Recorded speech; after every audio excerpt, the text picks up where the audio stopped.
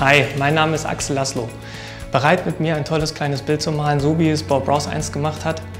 Alles, was ihr dafür braucht, sind ein paar Pinsel, ein bisschen Farbe und ein kleines bisschen Leidenschaft. Und für alle die einfach nur zuschauen möchten, lehnt euch zurück und habt viel Spaß.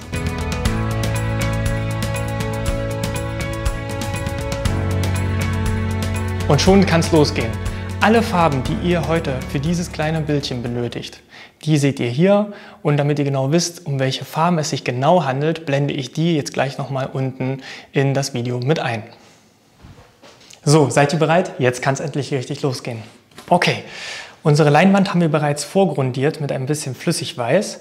Und ich fange mit dem schönen Blauton hier an. Tupfe meinen Pinsel in diesen Blauton, denn ich werde heute einen wunderschönen blauen Himmel haben. Ich beginne von oben mit ein paar kleinen kreuzenden Strichchen und setze erstmal nur ein bisschen Farbe oben ein.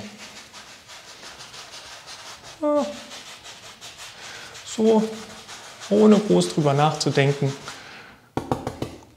lasst man ein bisschen Farbe. Ja, dabei könnt ihr halt entscheiden, wie blau euer Himmel sein soll. Ja, wie hell, wie dunkel. Die Leinwand habe ich vorgrundiert mit Flüssigweiß. Das ist auch eine Ölfarbe im Prinzip. Ja. So dass wir hier richtig schön die Farbe drauf bekommen und dann verblenden können. So. Ein paar kleinen kreuzenden Strichchen. Ohne Stress, ohne alles, ohne Angst. Zaubern wir uns hier einen kleinen Himmel drauf. Jetzt nehme ich noch mal ein bisschen von diesem Blauton und vielleicht habe ich hier unten irgendwo noch ein bisschen Wasser. Ich ziehe also außen hier ein bisschen Wasser rein, von beiden Seiten.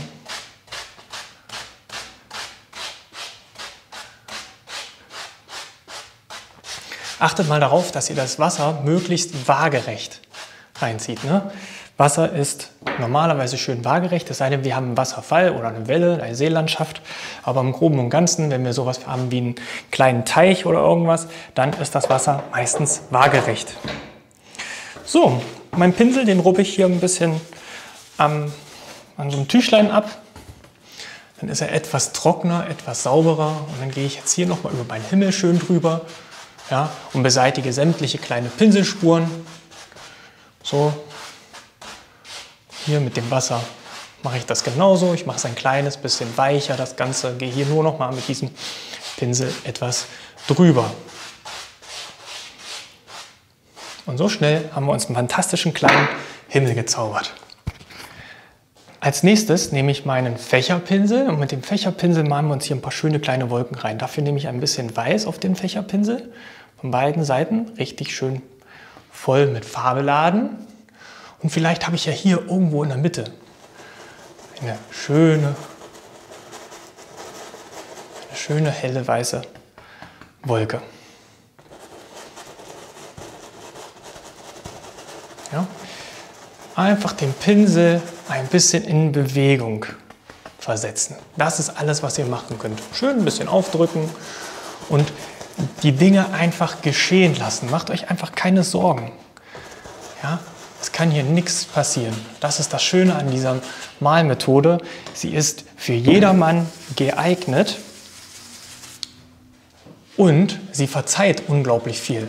Ja, das heißt also, selbst wenn man mal so ein kleines Fehlerchen gemacht hat oder so einen kleinen Ausrutscher hatte, dann kann man das mit dieser wunderschönen Methode also sehr viel wieder reparieren.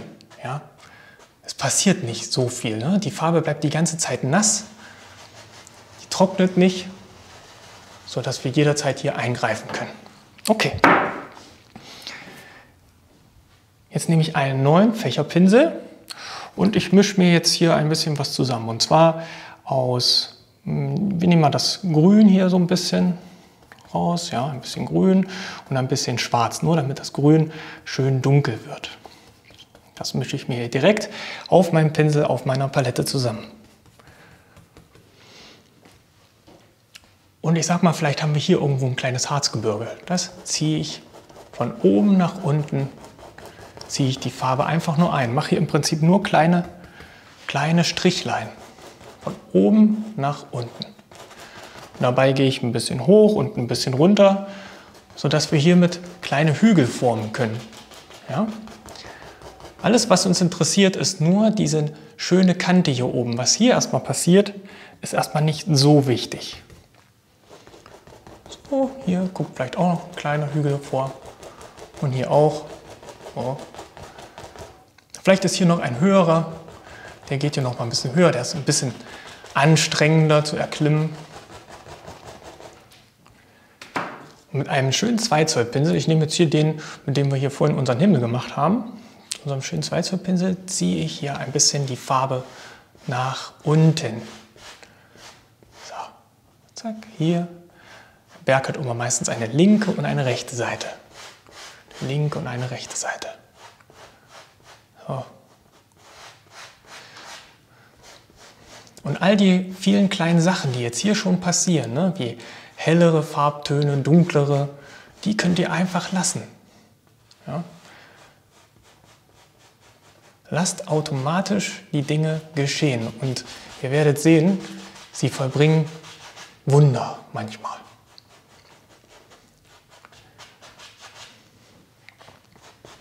So, den auch noch, vielleicht setze ich den einfach hier ein bisschen davor. Das drückt jetzt den großen Berg hier etwas in den Hintergrund.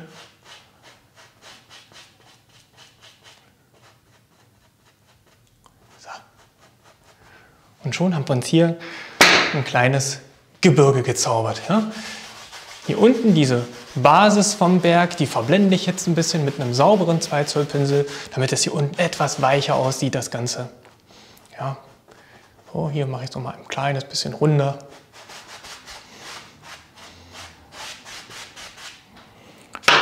Und ich würde sagen,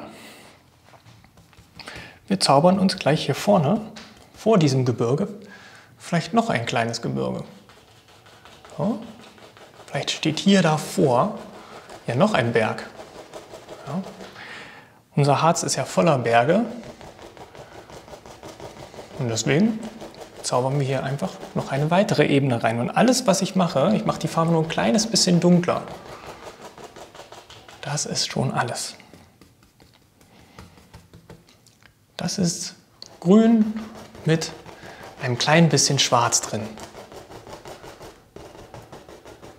So. Und dann nehme ich wieder meinen 2 Zoll Pinsel, den rubbel ich etwas sauber nur und ziehe jetzt hier die Farbe wieder raus. Ja? So, vielleicht der hier ist ein bisschen weiter rechts, überlagert den sogar. Ja? So, hier ein bisschen links. Habt Fantasie. Ja? Versucht einfach durch Striche des Pinsels eure Landschaft, eure Berglandschaft oder was auch immer zu gestalten. Allein durch die Pinselbewegung, da können wir schon so viel erreichen mit. Ja? Vordergrund und Hintergrund schaffen, Berge, die vorne stehen, Berge, die weiter hinten liegen. Durch ganz einfache Pinselstriche. Und das macht ein Bild unglaublich interessant. So, auch hier wieder die Basis hier unten. Verblende ich etwas. Und so schnell haben wir uns ein traumhaft schönes Gebirge erschaffen. Und vielleicht haben wir hier vorne ein kleines hügeliges Gebirge, was ein bisschen mehr Detail hat. Ja, also das hat ein bisschen mehr Detail. Hier erkennen wir vielleicht schon einige kleine Bergspitzen. Das ist noch nicht ganz so weit weg.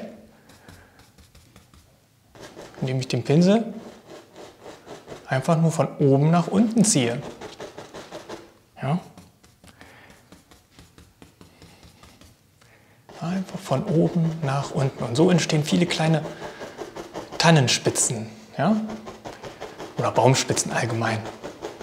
Das, was ihr haben wollt, das wird hier entstehen. Versucht die schön gerade zu machen, damit sie nicht ganz so schief aussehen. Ja? Und geht dabei so ein bisschen hoch und runter, hoch und runter, hoch und runter. Und Automatisch wird das so aussehen, als ob hier ein Wald auf einem Hügel steht. Mit unserem 2 Zoll Pinsel ziehe ich dann hier auch noch ein kleines bisschen nach oben. Dann werden die Tannenspitzen etwas schöner sichtbarer. Ja. Und unser Wäldchen wird etwas weicher. Ja. Und wir sorgen uns noch gar nicht so groß um Details oder irgendetwas, sondern das ist alles noch recht weit entfernt. So, mit unserem 2 Zoll Pinsel lassen wir das Ganze sogar ins Wasser reflektieren, indem ich den Pinsel einfach nur ansetze und von oben nach unten reinziehe. Wenn wir ein bisschen Farbe brauchen, tupfen wir den Pinsel ein kleines bisschen in unsere Farbe rein. Dann haben wir die Reflexion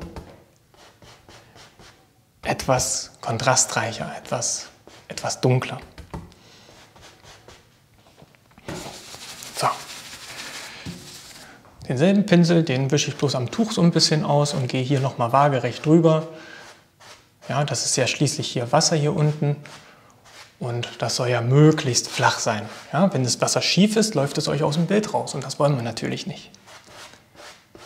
Ja. Gut. Okay, ich habe hier noch ein Malmesser mitgebracht, schaut mal. Mit einem kleinen bisschen Weiß, was ich jetzt hier noch übrig habe, kleines bisschen Weiß, hier ist sogar ein bisschen Blau noch drin von unserer Himmelsfarbe, das ist gar nicht schlimm. Vielleicht packe ich sogar ein kleines bisschen was noch mit rein, damit es nicht ganz so super weiß ist. Schneide mir hier eine kleine Farbrolle ab und nehme diese Farbrolle und schneide mir hier eine kleine Wasserlinie rein. Wasserlinien sind so kleine Wellen, die rumschwappen oder sind Uferzonen. Und die helfen, Land mit Wasser zu verbinden. So, mit einem kleinen 2 Zoll Pinsel gehen wir noch mal ganz sachte, waagerecht horizontal drüber über unsere Wasserlinien, so dass sie richtig schön weich aussehen. Ist das nicht fantastisch? Wahnsinn. Okay. Jetzt mischen wir uns mal eine schöne Farbe zusammen. Und zwar, was wir eigentlich vorhin schon mit dem Fächerpinsel gemacht haben, nur jetzt brauchen wir etwas mehr. Wir nehmen jetzt hier ein kleines bisschen Grün und ein bisschen Schwarz. Ja, ungefähr 1/3 so viel Schwarz wie Grün, kann man sagen. Ja, das Ganze wird sehr, sehr dunkel werden. Das soll es auch.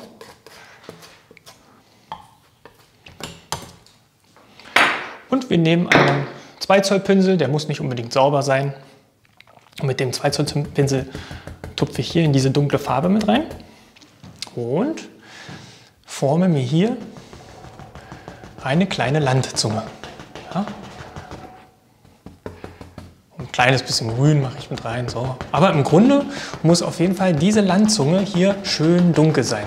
Ja, die muss dunkel sein. Farbe kommt erst später nochmal mit rein. So. Das ist im Prinzip, diese Dunkelheit ist im Prinzip erstmal alles, was Schatten ausmacht. Und ich würde sagen, darauf setzen wir einen kleinen Baum drauf. Auch wieder schöne, dunkle, grüne Farbe nehmen. Und zack. Mit kleinen Tupfern formen wir uns jetzt hier einen kleinen Nadelbaum. So. Den Pinsel schön an beiden Seiten beladen mit Farbe und achtet darauf, dass es schöne dunkle Farbe ist. Mit Helligkeit kommen wir immer später, aber wir brauchen erstmal dunkle Farbe, um Kontrast entstehen zu lassen. So. Das sage ich zu meinen Malschülern auch immer, wenn ich Kurse gebe. Wir brauchen erst die Dunkelheit, damit wir die Helligkeit nachher viel besser sehen.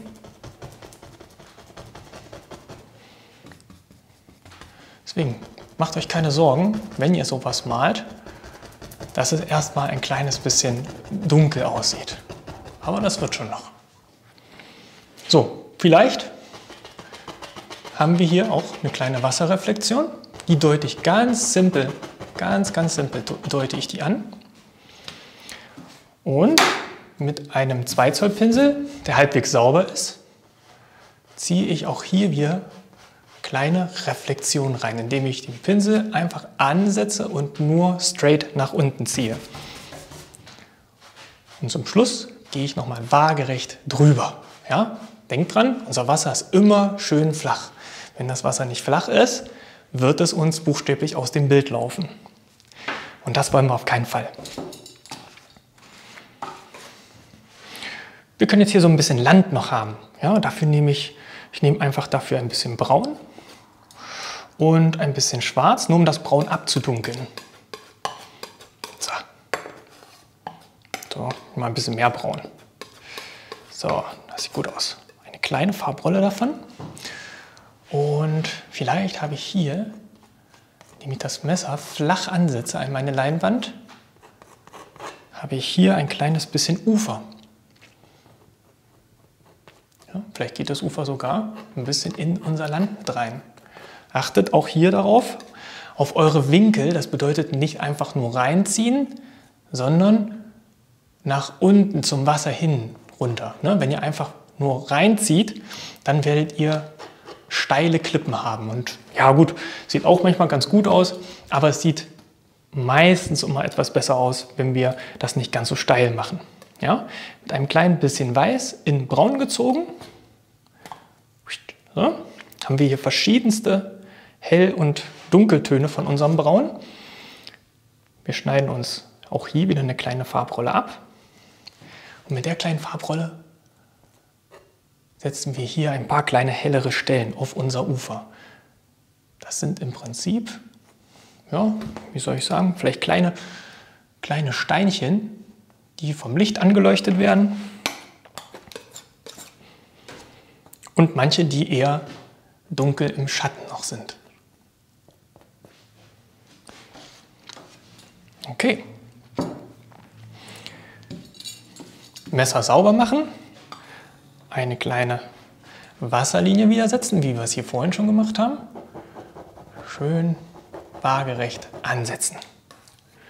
Horizontal. Die Wasserlinie muss horizontal sein. Unbedingt. Das ist ganz doll wichtig. Ach, vielleicht haben wir hier noch eine. So. Oh, vielleicht hier auch noch eine, die hier rumschimmert. So. Okay. Als nächstes haben wir hier vorne vielleicht ein bisschen Gras. Hier ein bisschen Gras, das ein bisschen schöner aussieht. Dafür haben wir hier wunderschöne helle Farbtöne. Und ich nehme hier ein bisschen Flüssigweiß von hier unten. Das ist unsere Grundierung. Mache die Farbe im Prinzip damit nur ein bisschen flüssiger. Gehe hier in Gelb rein, gehe ein bisschen in Grün oder hier in das Dunkle, dass ich einfach ein schönes Gelb-Grün Tönchen hier habe. Ja. Und jetzt hier setze ich ein kleines bisschen ein sogenanntes Highlight. Ja, also hellere Stellen auf unsere dunklen Stellen. Und ihr seht, dass man die jetzt richtig schön erkennen kann. So, hier vielleicht auch noch ein bisschen. Hier und da und hier. Vielleicht ziehen wir uns einfach ein bisschen Ocker noch mit rein. Haben wir noch ein kleines bisschen einen anderen Farbton mit drin. Das macht das Ganze etwas abwechslungsreicher. Aber im Grunde könnt ihr entscheiden, wie viel Farbe oder wie wenig Farbe oder verschiedene Farben ihr verwenden wollt. Ja, ich bin auch ein kleines bisschen über mein Ufer gegangen, damit die Steine hier richtig schön integriert sind im Bild und nicht aussehen wie kleine Fremdkörper in unserem Bild. Ja, mit ein bisschen Grün, ja, schön auf demselben Pinsel, 2 Zoll Pinsel, kann ich jetzt auch hier meine Tannen etwas mit Grün beladen. Ja, macht sie auf jeden Fall nicht zu extrem grün. Ja, nicht zu extrem. Denn Tannen sind im Grunde dunkle Bäume. So, okay. Ich würde sagen, das reicht für die Seite erstmal. Jetzt haben wir hier noch eine wunderschöne Seite. Und zwar nehmen wir wieder unseren 2 Zoll Pinsel mit der dunkelgrünen Farbe. Schaut mal. Ja, 2 Zoll Pinsel mit dunkelgrüner Farbe. Schöner dunkler Farbe. reingetupft. Und vielleicht habe ich ja hier vorne irgendwie noch ein schönes Ufer oder so eine Landzunge, die von hier drüben kommt. So. Ein kleines bisschen dunkler werde ich es machen, ja, damit wir nachher schön unsere Highlights hier drauf sehen. Unsere Lichtpunkte. So. Es wird einfach zugetupft. Ja, hier müssen wir ein bisschen fleißig sein. Einfach zutupfen. So. Noch ein kleines bisschen an der einen oder anderen Stelle hier vorne dunkler.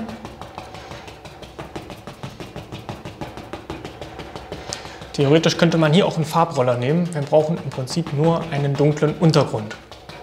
Und den haben wir jetzt. So, und vielleicht geht es hier noch ein bisschen so weiter und läuft dann aus.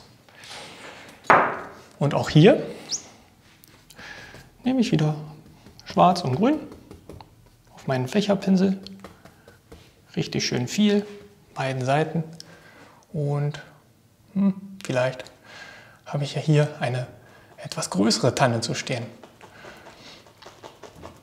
Und mit einer Ecke von dem Pinsel reicht manchmal aus, dass man das einfach hier reintupft. Und schon entstehen viele, viele, viele Details. Allein durch dieses Tupfen, durch diese Tupftechnik. Kleines bisschen Übung gehört dann natürlich dazu. Ja, so die allerersten Tannen, die sind immer ein bisschen schwieriger. Man traut sich natürlich auch nicht. Ne? Aber was kann passieren? Es kann gar nichts passieren. Seid einfach mutig. Okay, vielleicht steht ja hier noch eine daneben. Die ist vielleicht ein bisschen schiefer geraten. Tupfe ich hier so rein. So, Pinsel mal drehen, da ist eigentlich auch noch ein bisschen Farbe dran.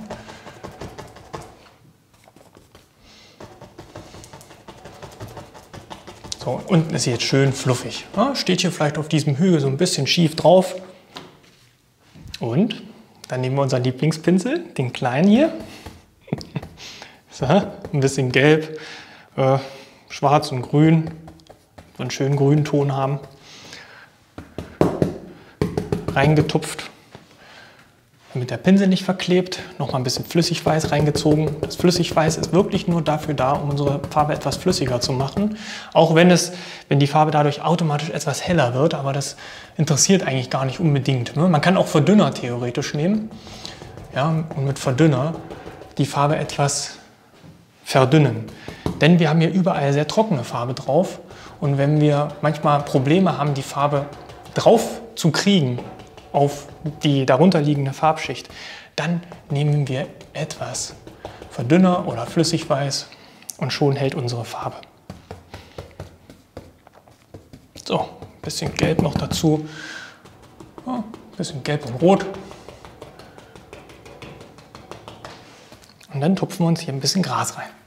Nochmal ein kleines bisschen Flüssigweiß dazu, vielleicht auch ein kleines bisschen Ocker, ja, hier Ocker und Rot. Und vielleicht haben wir hier ein kleines, leicht rötliches Highlight, ne? Vielleicht ein paar kleine Blumen, die hier stehen.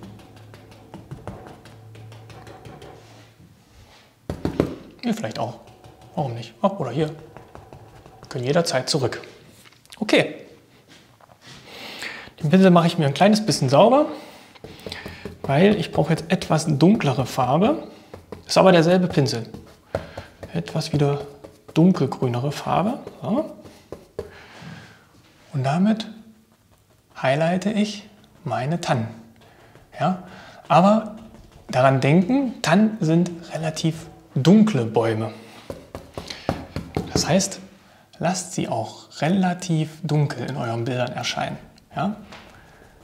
Die dürfen nicht zu sehr strahlen, das könnte ein bisschen störend wirken.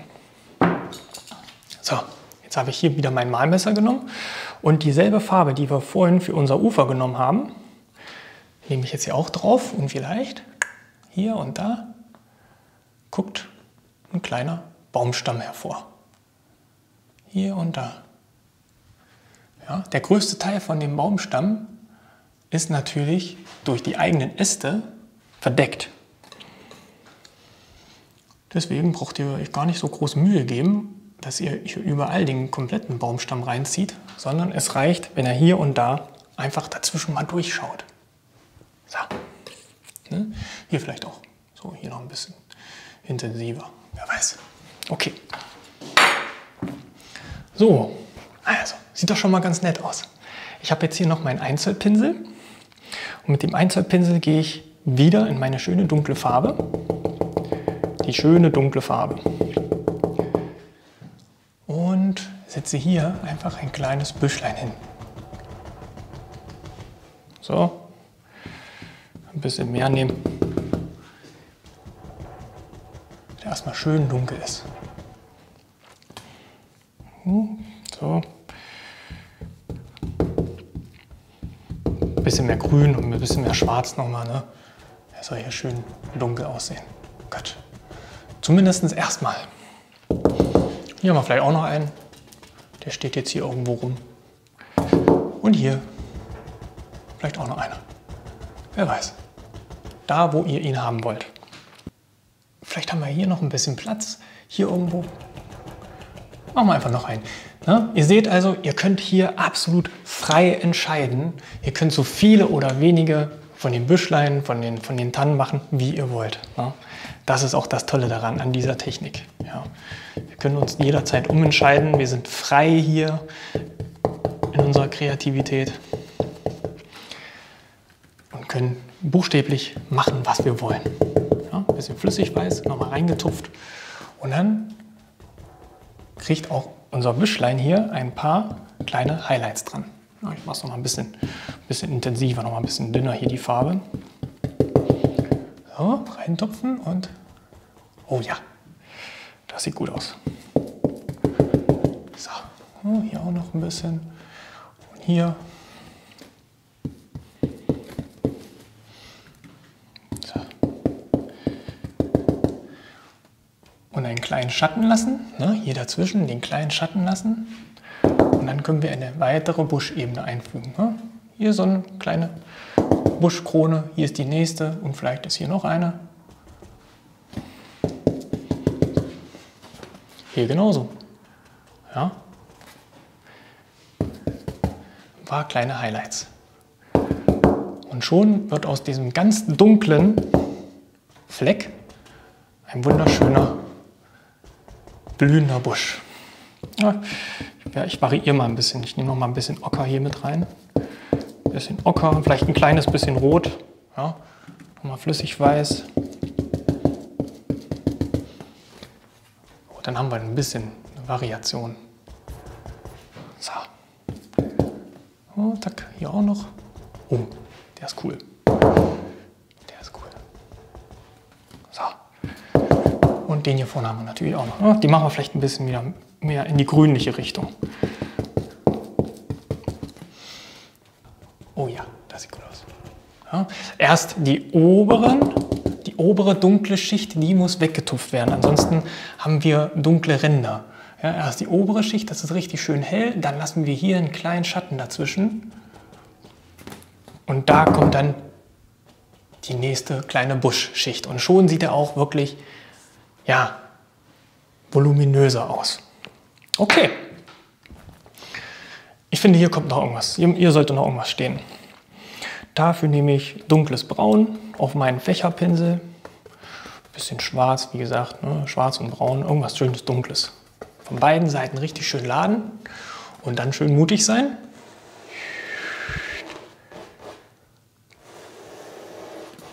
Und schon haben wir hier einen kleinen Baumstamm. Vielleicht geht er hier komplett drüber. Über meine schöne Tanne. Ja, so. Eine Wurzel kriegt er auch noch ein bisschen, damit er hier schön drauf stehen kann. Ja, und das Tolle ist an solchen Bäumen, sie vereinen Vordergrund mit Mittelgrund und Hintergrund. Und machen es im Prinzip, ja, es sieht dann im Prinzip so aus wie so ein richtig schöner Blickfang. Als nächstes nehme ich meinen kleinen Scriptliner. Das ist so ein dünner Pinsel mit langen Borsten und gehe auch hier Vorher also in Verdünner gehe ich vorher und dann in eine dunkle Farbe. Drehe den Pinsel hier richtig schön durch. Eine dunkle Farbe. Verdünner und dunkle Farbe. Am besten die Farbe, die wir gerade auch für den Baumstamm genommen haben. Und damit kann ich dann hier und da so ein paar kleine Äste entstehen lassen. So, hier und da. So viele, so wenige, wie ihr wollt. Ja? Bei den Ästen auf jeden Fall darauf achten. Äste streben immer so ein bisschen, oder sie versuchen zum Licht zu streben. Deswegen setze ich sie auch immer schön so ein bisschen, ne? Von unten nach oben. Von unten nach oben. So, hier auch noch einer, da, zack. So, hier und da. Vielleicht ist hier einer abgebrochen, hier auch. Und hier kommt wieder ein etwas größerer zum Vorschein. Sollte euer Pinsel mal nicht malen, dann müsst ihr ein kleines bisschen Verdünnung noch mit dran machen. Aber nicht zu viel. Wenn ihr zu viel Verdünner dran macht an eurem Pinsel, dann kann es passieren, dass euch buchstäblich die Farbe, das Bild runterläuft. Ne? Das kann man auch natürlich reparieren, gar kein Problem. Aber natürlich ist man erstmal ein bisschen geschockt, ein bisschen vorsichtig. Man hat dann erstmal ein bisschen Angst, ne, wenn man es das nächste Mal macht. Oh, hier ist vielleicht auch noch einer, hier ein dicker, knorzeliger. So, hier. Noch ein bisschen verfeinern, so hier und da. Okay. Der hier drüben kriegt natürlich auch noch ein bisschen was. So, hier und da. Ein paar kleine Ästchen.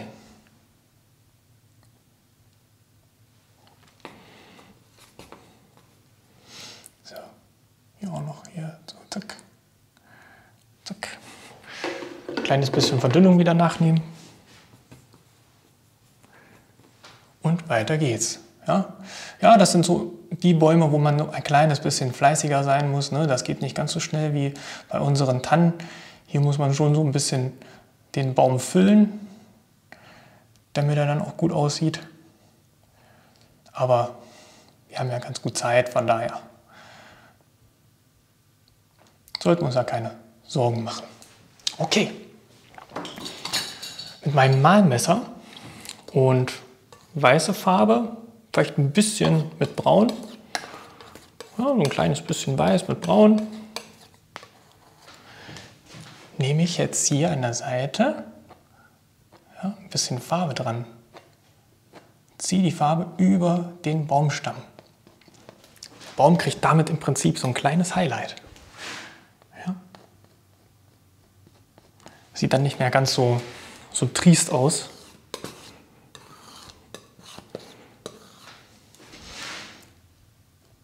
Diese Helligkeit an der Seite, die bewirkt auch manchmal, dass dann der Baum eher ründlicher aussieht. Ja? Das ist halt auch ein toller Effekt. Ja, hier auch an dem Baum hier an der Seite. Achtet aber darauf, dass ihr die Highlights an die Seite setzt, wo auch euer Licht herkommt oder wo ihr meint, dass euer Licht herkommt. Ne? Nicht bei dem einen Baum links und bei dem anderen Baum rechts, sondern für eine Seite müsst ihr euch ein bisschen entscheiden. Und auch hier kann ich ein kleines bisschen, ja, nehme ich ein bisschen braun oder nehme ein bisschen Flüssigweiß von hier unten, unsere Grundierungsfarbe. Und auch hier kann ich dann auf meinen Ästen, nicht auf allen, nur auf denen, wo es halt so passt, ja, kann ich auch hier einen kleinen helleren Schimmer draufsetzen. Ja, dann haben die Äste auch ein kleines Detail mehr gekriegt. Somit sieht er etwas lebendiger aus. Gut, ich würde sagen, den können wir noch ein bisschen zum Leben erwecken.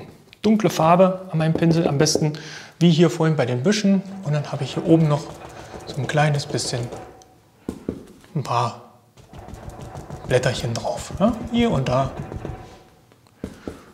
Ja, ein paar von den Ästen lasse ich auf jeden Fall frei.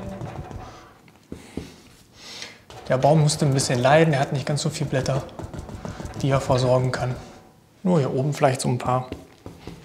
Und das soll genügen. Oh, hier und da. Oh, geht auch ein bisschen rüber hier über den Stamm. Gar kein Problem. Und mit unserem Helligkeitspinsel, ja, ein Pinsel mit schöner heller Farbe, da setzen wir auch hier jetzt ein paar kleine Highlights drauf. Und schon erweckt das unseren Baum zu neuem Leben. Ja, aus einem toten Baum im Prinzip wird ein lebendiger. So schnell. Nur durch das bisschen Farbe.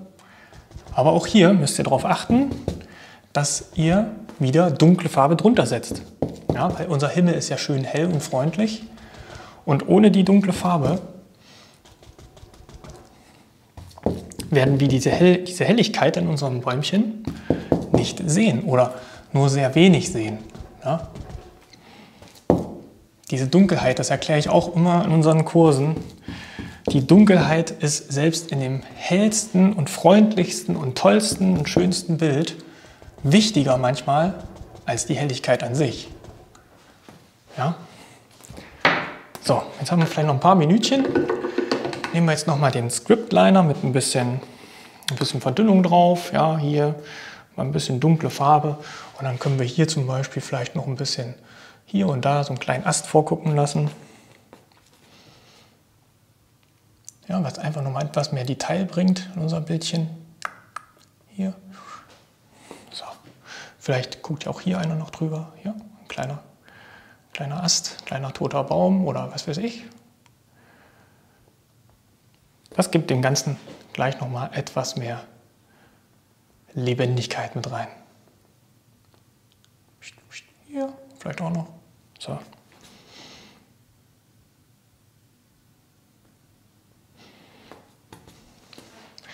Vielleicht ist hier auch noch einer, der hier so ein bisschen im Dunkeln.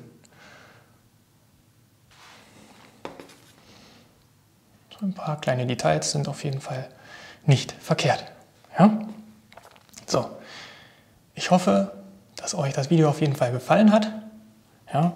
Vielleicht habt ihr ja mal jetzt auch ein bisschen mehr Mut, selber mal so etwas zu versuchen. Denn das Ganze ist tatsächlich sehr gut erlernbar. Ja?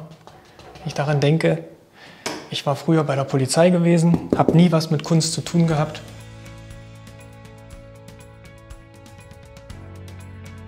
So, alles, was euch jetzt natürlich nur noch fehlt, ist eure eigene Signatur. Und dann könnt ihr stolz sein auf euer eigenes kleines Werk. Ich hoffe wirklich sehr, dass es euch gefallen hat und dass wir uns wiedersehen. Bis dahin.